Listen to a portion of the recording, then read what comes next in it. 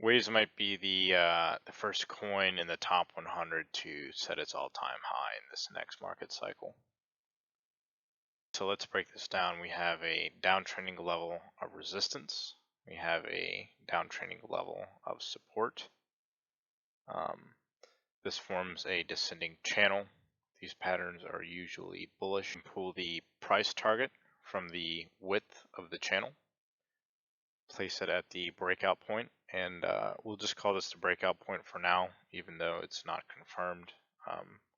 For it to be confirmed, it really needs to come up something like this, retest, and break the previous high that it's set here. So we'll just have to see how that plays out. We'll put a fib retracement here in this zone. We can see that this extrapolated line is targeting around the $100 level at the 3618.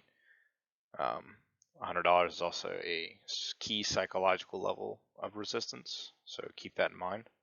If we go down to the 4-hourly chart, we can see that Waves is experiencing some resistance in this zone. This candle just opened not too long ago, so we'll have to wait and see how this plays out. This could very well become somewhat of a head and shoulders pattern,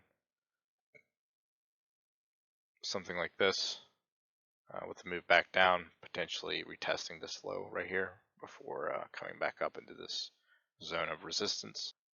I'm not a big fan of head and shoulders patterns because they show up the most, and generally when they show up the most, they're also the least likely to play out.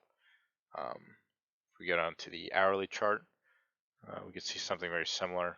We're seeing some resistance in this zone. If we pull up the Ichimoku cloud and the EMA ribbon, we can see that we're a distance away from both. We could very well find support in this ribbon since the spread is widening, and continue our move upward.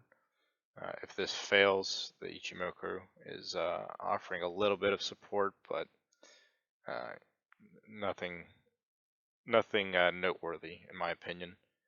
If we go to the Waves Bitcoin pair, we can see that we have just retested this zone of resistance, coming in for a triple top. As I previously mentioned, we have set a new lower low from this previous low and previous high.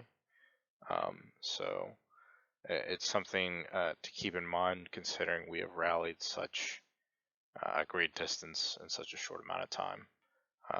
Like I said before, I still expect this to offer resistance and potentially bring us back down to some lower levels before potentially consolidating or even moving out of this range and retesting it for a further move to the upside.